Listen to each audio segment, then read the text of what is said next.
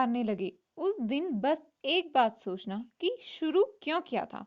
Friends, हम जो भी काम करते हैं उसका उद्देश्य अगर हमारे मस्तिष्क में होता है, शुरू क्यों किया था, वो लक्ष्य हमारे सामने रहता है, तो फिर मन हारता नहीं है।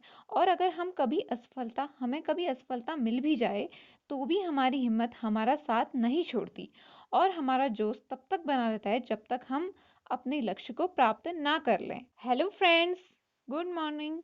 नई सुबह की नई शुरुआत के साथ लर्न कैम्प में आपका स्वागत है। आज की इस वीडियो में हम डिस्कस करेंगे कार्बन एवं उसके यौगिक चैप्टर के कुछ और टॉपिक्स। कार्बन यौगिकों की नाम पद्धति।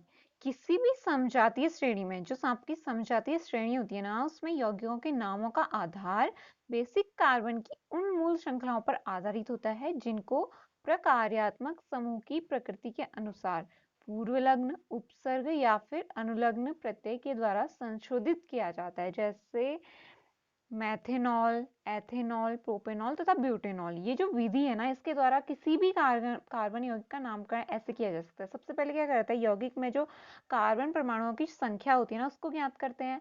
फिर 3 कार्बन परमाणु वाले यौगिक का नाम प्रोपेन होता है।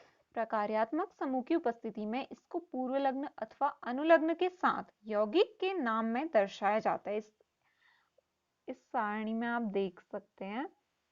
यदि प्रकारात्मक समूह का नाम पूर्व लग्न के आधार पर दिया जाना हो तो कार्बन श्रृंखला के नाम के अंत में ई हटाकर उसमें समुचित अनुलग्न लगाकर संशोधित करते हैं। जैसे कीटोन समूह है आपका, कीटोन समूह की 3 कार्बन वाली श्रृंखला को देखते हैं।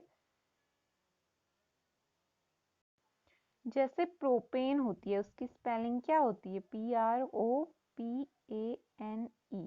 तो ई, इसमें से ई माइनस कर देंगे। ई माइनस करके क्या होगा, PROPAN प्लस ONE। ये क्या बनेगा, प्रोपेनॉन। फिर जो असंतृप्त कार्बन श्रृंखला होती है, उसमें कार्बन श्रृंखला के नाम में दिए गए जो लास्ट एन के अनुसार इन या फिर YNE से प्रतिस्थापित कर देते थे। जैसे डबल बॉन्ड वाली 3 कार्बन की श्रृंखला प्रोपीन कहलाएगी, या ट्रिपल बॉन्ड होने पर यह प्रोपाइन कहलाएगी। ये आप उसमें लिस्ट में देखिए, यह आपका क्लोरोप्रोपेन और ये ब्रोमोप्रोपेन। प्रोपेन एन इसलिए आया है क्योंकि इनमें सारे सिंगल बॉन्ड हैं, इसलिए आया है एन। और ये है प्रोपेनॉल। ऑल क्यों आया है, क्योंकि इसमें अनुलग्न लगा है आपका ऑल, जो अल्कोहल को ऑल भी कहते हैं, ठीक है।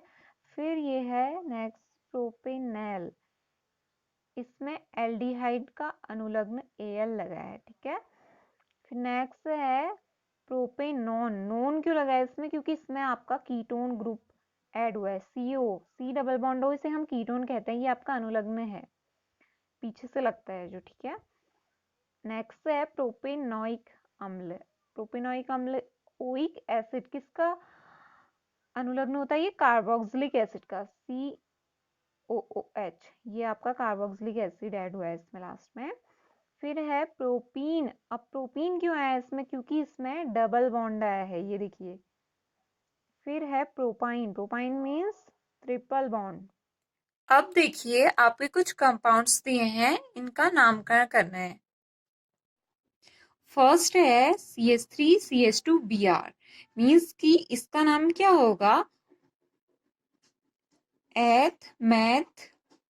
पहले कार्बन की नंबरिंग करते हैं, तो इसका नाम क्या होगा, ब्रोमो एथेन।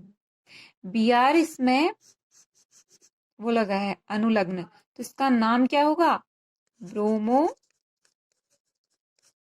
एथेन, ठीक है। फिर सेकंड वन देखिए, HCH डबल बॉन्ड O, इसका नाम क्या होगा, मैथेनल,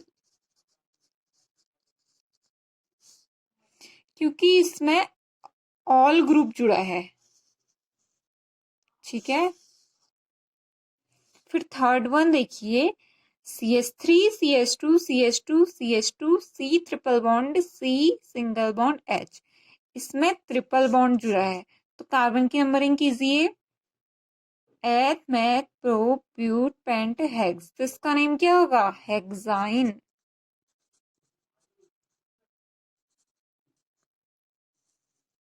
देखिए कार्बनिक यौगिकों के रासायनिक गुणधर्म, जिसमें आपका पहला रासायनिक गुणधर्म है दहन।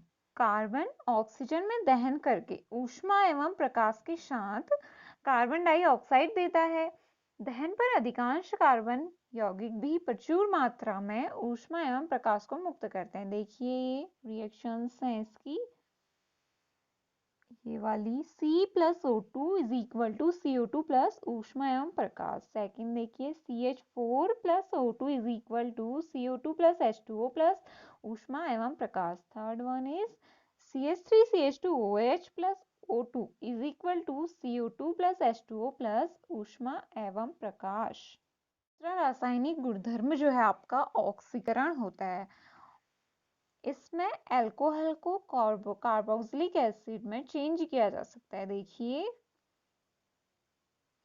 CH3CH2OH is equal to CH3COOH। क्षारीय KMnO4 की प्रेजेंस में ये रिएक्शन हो रही है। कुछ पदार्थों में अन्य पदार्थों को ऑक्सीजन देने की क्षमता होती है, इन्हें हम ऑक्सीकारक कहते हैं। जैसे क्षारीय पोटेशियम परमैंगनेट या फिर अम्लीकृत पोटेशियम डाइक्रोमेट अल्कोहलों को अम्लों में ऑक्सीकृत करते हैं, अर्थात ये आरंभिक पदार्थ में ऑक्सीजन जोड़ते हैं, इनको ऑक्सीकारक कहते हैं। ये तीसरा रासायनिक गुणधर्म है संकलन अभिक्रिया। पैलेडियम अथवा निकिल जैसे उत्प्रेरकों की उपस्थिति में असंतृप्त हाइड्रोकार्बन हाइड्रोजन जोड़कर संतृप्त हाइड्रोकार्बन देते हैं। उत्प्रेरक क्या होते हैं? उत्प्रेरक वे पदार्थ होते हैं जिनके कारण अभिक्रिया भिन्न दर से आगे बढ़ती है, जो अभिक्रिया को प्रभावित नहीं करते। उत्प्रेरक का यूज करके साधारणतः वनस्पति तेलों के हाइड्रोजनीकरण में इस अभिक्रिया का यूज होता है। वनस्पति तेलों में साधारणतः लंबी असंतृप्त कार्बन श्रृंखलाएं होती हैं, जबकि जंतु वसा में संतृप्त कार्बन श्रृंखलाएं होती हैं। ये रिएक्शन देख लीजिए आप।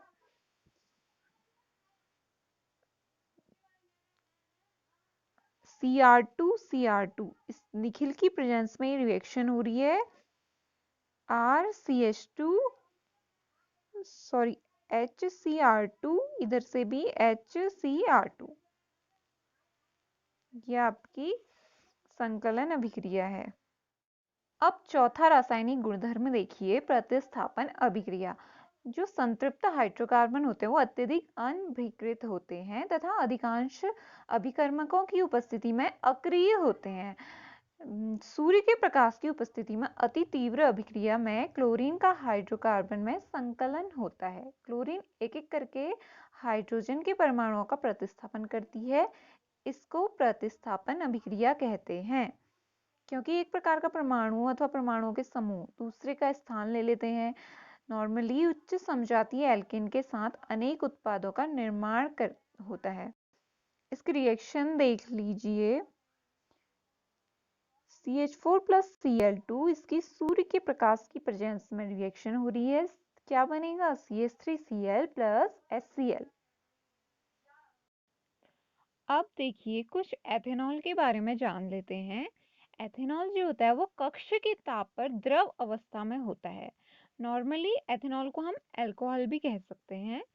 सभी अल्कोहली पेय पदार्थों का महत्वपूर्ण अवयव होता है और ये अच्छा विलायक होता है, इसलिए इसका यूज जो है tincture, iodine, cough syrup, tonic आदि जैसी औषधियों में भी होता है। एथेनॉल को किसी भी अनुपात में जल में मिलाया जा सकता है और जो तनु एथेनॉल होता है उसकी थोड़ी सी भी मात्रा लेने पर नशा आ जाता है। जबकि जो अल्कोहल पीना निंदनीय है, लेकिन समाज में बड़े पैमाने पर प्रचलित है। लेकिन जो शुद्ध एथेनॉल होता है उसकी थोड़ी सी भी मात्रा घातक सिद्ध हो सकती है। काफी समय तक अल्कोहल का सेवन करने से स्वास्थ्य संबंधी कई समस्याएं उत्पन्न होती हैं। अब देखिए एथेनॉल की रिएक्शंस देख लीजिए। पहला है सोडियम के साथ जब एथेनॉल रिएक्ट करता है तो क्या बनता है? ये है सोडियम एथेनॉल के साथ रिएक्शन कर रहा है। सोडियम से अभिक्रिया करके हाइड्रोजन गैस रिलीज करता है। एथेनॉल के साथ अभिक्रिया में दूसरा उत्पाद सोडियम सोडियम एथॉक्साइड बनता है। ठीक है, ये हाइड्रोजन गैस आपकी रिलीज हो रही है।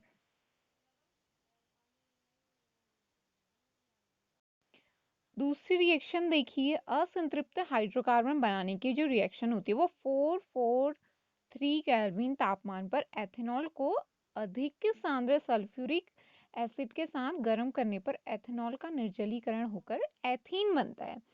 जो ये आपकी रिएक्शन है, इसमें सल्फ्यूरिक एसिड निर्जली कारक के रूप में काम करता है जो एथेनॉल से जल को अलग कर देता है। इस वाली रिएक्शन में देखिए वाटर को अलग कर दिया है ना एथेनॉल से। आइए अब एथेनोइक एसिड के बारे में कुछ जानकारी लेते हैं। जो आपका एथेनोइक एसिड होता है उसे नॉर्मली हम एसिडिक एसिड भी कहते हैं और यह कार्बोक्सिलिक एसिड समूह से संबंधित होता है। एसिटिक एसिड 3 to 4% विलयन को सिरका कहा जाता है और इसे अचार में परिरक्षक के रूप में भी इस्तेमाल किया जाता है। जो आपका शुद्ध एथेनोइक एसिड होता है उसका गलनांक होता है 290 के और इसलिए इसे ठंडी जलवायु में शीत के दिनों में यह जम जाता है। इस कारण इसे ग्लेशियल एसिटिक एसिड भी कहते हैं। इसका फॉर्मूला होता है CH3COOH। कार्बोक्सिलिक एसिड कहा जाने वाला कार्बनिक यौगिक के समूह का अभिलक्षण इसकी विशिष्ट अम्लीयता होती है, जबकि जो खनिज अम्लों के विपरीत कार्बोक्सिलिक एसिड जो होते हैं वो दुर्बल अम्ल होते हैं। खनिज अम्ल जैसे हाइड्रोक्लोरिक एसिड पूरी तरह आयनीकृत हो जाता है। अब देखिए एथेनोइक एसिड की रिएक्शन। फर्स्ट है आपका एस्टरिफिकेशन रिएक्शन। इसमें क्या होता है, एस्टर जो मुख्य रूप से अम्ल एवं अल्कोहल की प्रेजेंस में ये रिएक्शन होती है। एथेनोइक एसिड की किसी अम्ल उत्प्रेरक की उपस्थिति में परिशुद्ध एथेनॉल से रिएक्शन करके एस्टर बनता है। यह आपका एथेनोइक एसिड एथेनॉल की प्रेजेंस में और अम्ल की प्रेजेंस में ये बनाता है एस्टर। एस्टर का फॉर्मूला क्या होता है, RCOOR। ये R हो गया, ये भी R हो गया, ये COOR हो गया। ये आपका एथेनोइक एसिड है।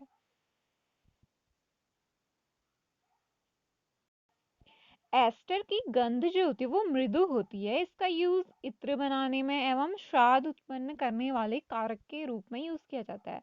एस्टर अम्ल या क्षारक की उपस्थिति में अभिक्रिया करके दोबारा से अल्कोहल और कार्बोक्सिलिक एसिड बनाता है। इस अभिक्रिया को साबुनीकरण कहा जाता है। क्यों क्यों कहा जाता है इसे साबुनीकरण, क्योंकि इसमें साबुन तैयार किया जाता है। ये देखिए इसकी रिएक्शन, एस्टर रिएक्शन कर रहा है NaOH की प्रेजेंस में, साबुन बन रहा है आपका। अब नेक्स्ट देखिए क्षारक के साथ रिएक्शन। जो खनिज अम्ल होते हैं, खनिज अम्ल की भांति एथेनोइक एसिड सोडियम हाइड्रोक्साइड जैसे क्षारक से रिएक्ट करके लवण मीन्स सोडियम एथेनॉइड या फिर सोडियम एसीटेट और जल बनाता है। ये रिएक्शन देख लीजिए, NaOH plus CH3COOH is equal to CH3COONA plus water H2O। ये आपका सोडियम एथेनोइड है या फिर इसे सोडियम एसीटेट भी कह सकते हैं आप। अब देखिए साबुन और मिसेल, मिसेल का कैसे निर्माण होता है ये देखिए। अधिकांश जो मैल होते हैं वो ऑयली होते हैं और जो ऑयल होता है वो वाटर में अघुलनशील होता है। ये देखिए साबुन के अणु लंबी श्रृंखला वाले कार्बोक्सिलिक एसिड के सोडियम एवं पोटेशियम लवण होते हैं। साबुन का आयनिक भाग जो होता है वो जल में घुल जाता है, जबकि जो कार्बन श्रृंखला तेल में घुल जाती है वो। इस प्रकार साबुन के अणु मिसेली संरचना को तैयार करते हैं, जहां अणु का एक सिरा तो तेल के कण की ओर होता है तथा दूसरा जो आयनिक सिरा होता है वो बाहर की ओर होता है। इसमें आप देखिए इस पिक्चर में आपको दिख भी रहा होगा, ये इनका ये आयन है, ये बाहर इनका सिरा बाहर की ओर है और अणु वाला सिरा तेल की ओर है। ठीक है, इससे पानी में इमल्सन बनता है। इस प्रकार साबुन का मिसेल मैल को पानी में घुलने में मदद करता है और हमारे कपड़े इसी से साफ होते हैं। साबुन के जो अणु होते हैं ना वो ऐसे होते हैं जिनके दोनों सिरों के विभिन्न गुणधर्म होते हैं। जल में विलेय एक सिरे को हम जलरागी कहते हैं। ये देखिए, ये जलरागी सिरा आपका एरो से दिखाया है। तथा हाइड्रोकार्बन में विलेय दूसरे सिरे को जल विरागी कहते हैं। ये है जल विरागी और ये है जल रागी। ठीक है। जब साबुन जल की सतह पर होता है तब इसके अणु अपने सिरे को इस प्रकार व्यवस्थित कर लेते हैं कि इनका आयनिक सिरा जल के अंदर है, जबकि हाइड्रोकार्बन जो दूसरा छोर है आपका वो जल के बाहर होती है। जल के अंदर इन अणुओं की एक विशेष व्यवस्था होती है जिससे इसका हाइड्रोकार्बन सिरा जल के बाहर बना होता है। ऐसा अणुओं का बड़ा गुच्छा बनने के कारण होता है जिसमें जल विरागी पूंछ पूंछ के गुच्छे जैसे ये के आंतरिक हिस्से में होती है, जबकि उसका आयनिक सिरा गुच्छे की सतह पर होता है। इस संरचना को हम मिसेल कहते हैं। मिसेल के रूप में साबुन स्वच्छ करने में सक्षम होता है क्योंकि जो तेलीय मैल होता है वो मिसेल के केंद्र में एकत्र हो जाता है। मिसेल विलयन में कोलाइट के रूप में बने रहते हैं तथा जो आयन आयन विकर्षण होता है उसके कारण वे अवक्षेपित नहीं होते। इस प्रकार मिसेल में तैयार मैल आसानी से हटाया जा सकता है। साबुन के मिसेल प्रकाश को प्रकीर्णित करते हैं। यही कारण है कि साबुन का जो घोल होता है वो बादल जैसा दिखाई देता है। तो आज के लिए इतना ही। So be prepare for the roast and hope for the best. मेहनत भी कीजिए बेस्ट के लिए। आज के सेशन के लिए इतना ही, मुझे लगता है आज के लिए इतना ही काफ़ी है। ये वीडियो आपको कैसा लगा कमेंट बॉक्स पर लिखकर बताइए, और पसंद आए हो तो या फिर इंफॉर्मेटिव लगा हो तो लाइक और शेयर करना ना भूलिए।